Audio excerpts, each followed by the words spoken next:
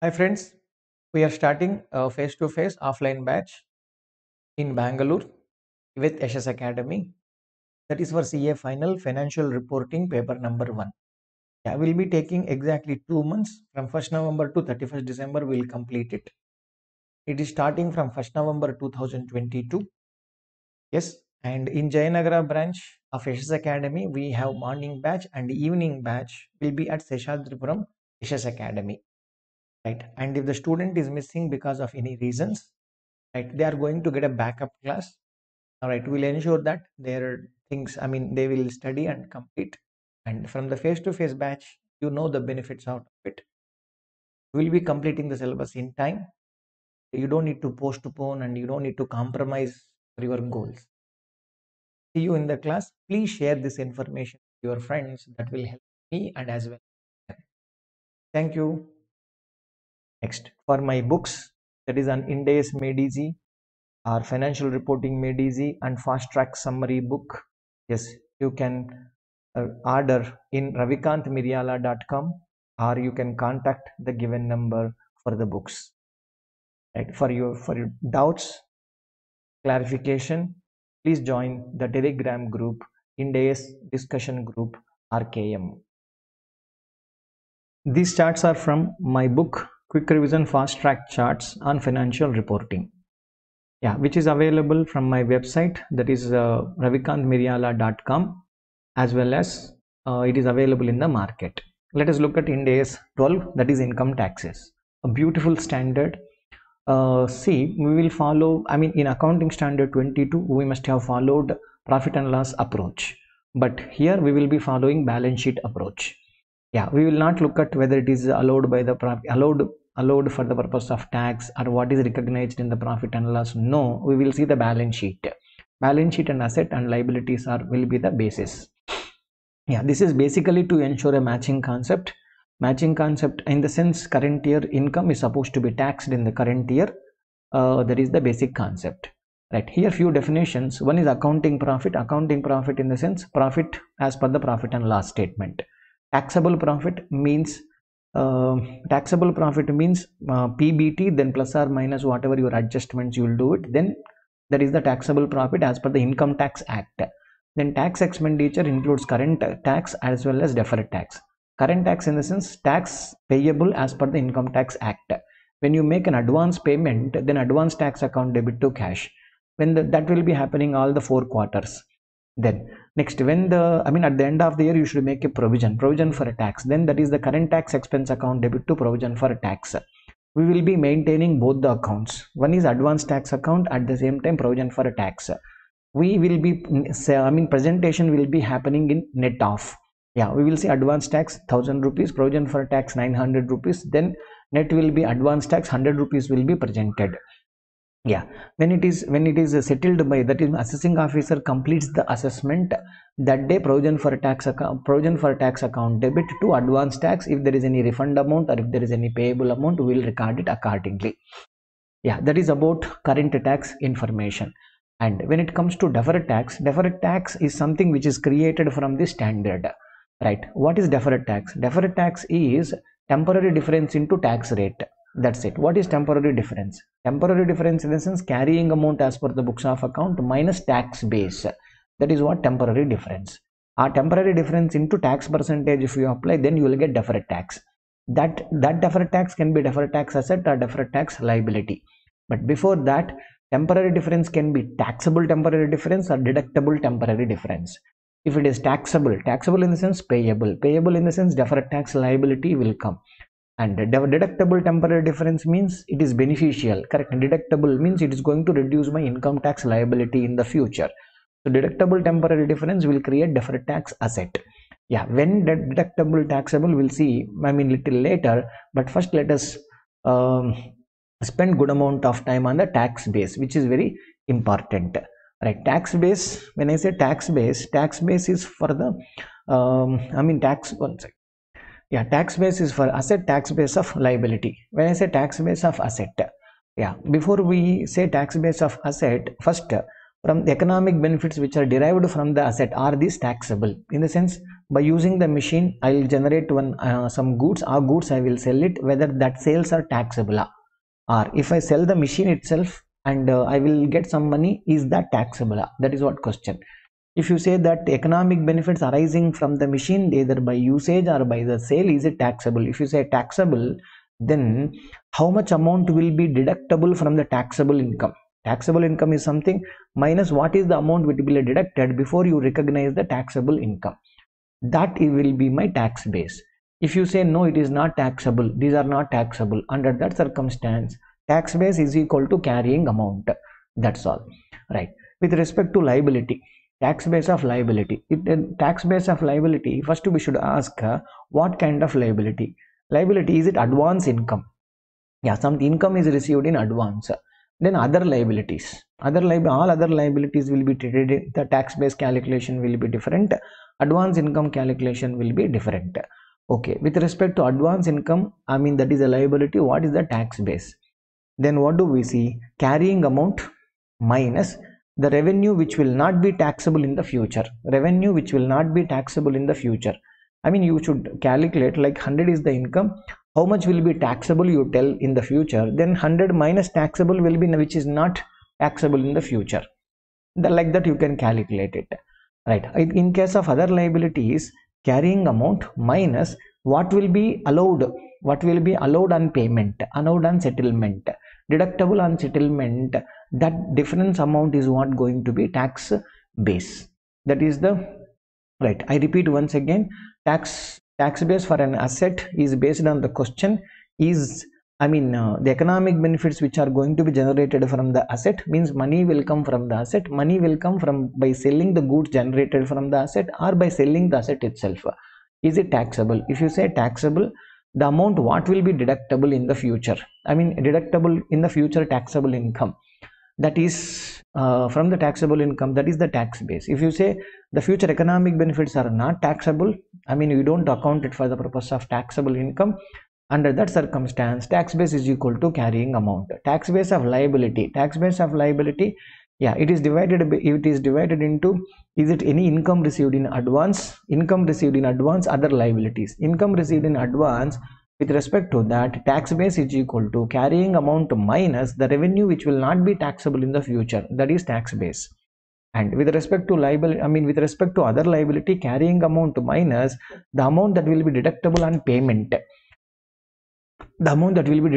payment, right? With respect to few assets, like example preliminary expenses must have been already charged to profit and loss as per your Ind AS 38 intangible assets, right? There will not be any carrying amount, but there can be a tax base, because as per the income tax, that will be allowed as a deduction over a 5 years period, hence it is going to be our, right, there will be tax base even though there is no carrying amount, right? Let us spend some more time with respect to temporary difference. Temporary difference, as I told, taxable temporary difference, deductible temporary difference. With respect to taxable difference, we have to create deferred tax liability for all the taxable temporary difference. Will create temporary difference you will create the deferred tax liability. There is no, there is no exclusion, but there are some exceptions are there, right? With respect to deductible temporary difference, what do? We will create deferred tax asset. First we will say it is for all, but we will say one small point, only when, yeah, we will create deferred tax asset only when it is probable that there will be taxable income, taxable profit in the future. Because if there is a taxable profit in the future, then this deferred tax asset can be offset, otherwise it is useless. So if you ensure that there is a reasonable certainty that there will be taxable income in the future, then yes, you create deferred tax asset.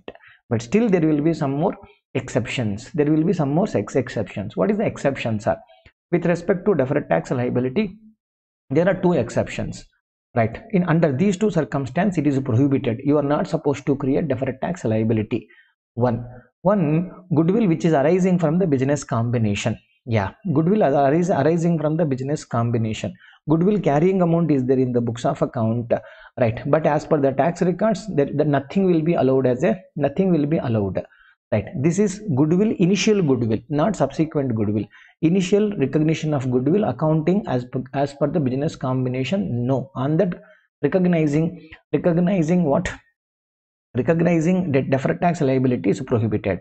And the second thing, it is initial recognition of asset, initial recognition of asset or initial recognition of liability, which is arising as not as part of the business combination. You are getting an asset not under the business combination, but this at the initial recognition itself, it is affecting neither accounting nor taxable income. I mean, it is not considered for the tax purpose, also not considered as an income for the accounting purpose. Under that circumstance, right, suppose government has given you some grant, something has given you at free of cost. Yes, by using that asset, I mean, in the future, I mean, it is not taxable for the tax purpose. At initial recognition, we will be recognizing in the balance sheet, we will not transferring it to profit and loss even. Under that circumstance, right, you are not supposed to, I mean, you are not supposed to create deferred tax liability for those assets in the initial recognition. With respect to goodwill, I have one more point to say, right. With goodwill, right now at the initial recognition of goodwill, you are not supposed to create, that is prohibited. But so subsequently, can I create it? Subsequently, if the goodwill is allowed for the amortization as per the Income Tax Act, if the goodwill is allowed for the amortization as per the income tax, yes, then subsequently you can create deferred tax liability. You can create deferred tax liability, yes, as allowed. Okay, right, you can create deferred tax liability subsequently, that is on the subsequent balance sheet date, not on the date of acquisition. Next, the exceptions with respect to deferred tax asset. Yeah, what are the exceptions? The second point of this, that is initial recognition of any asset or liability which is not a business combination and it does not affect the accounting income or taxable income. Even in this case also, deferred tax asset is not allowed to be created. Okay, right, let us have a look at some examples which are there. Suppose development expenses. Development expenses, as per the income tax, it will be charged immediately. That means the carrying that means there will not be any future allowance, will not be any, nothing will be there. That means tax base is equal to 0. But there will be some amount, that is carrying amount, because we will be recognizing as intangible asset under development. Right, that's why it will lead to deferred tax asset, because asset is carrying amount is there, tax base is equal to nil. Correct. Now carrying amount is greater than the tax base, then asset, then it is going to be deferred tax liability. Carrying amount of the asset is lower than the tax base, then deferred tax asset. This exactly ulta will be applied for liability concept. Next, PPE measured at fair market value. I mean, PPE measured at fair market value, it is upward valuation. That means carrying amount of the asset is greater than the tax base, then automatically it leads to deferred tax liability. Right, PPE measured at the fair market value which is downward, then automatically it will come to deferred tax asset.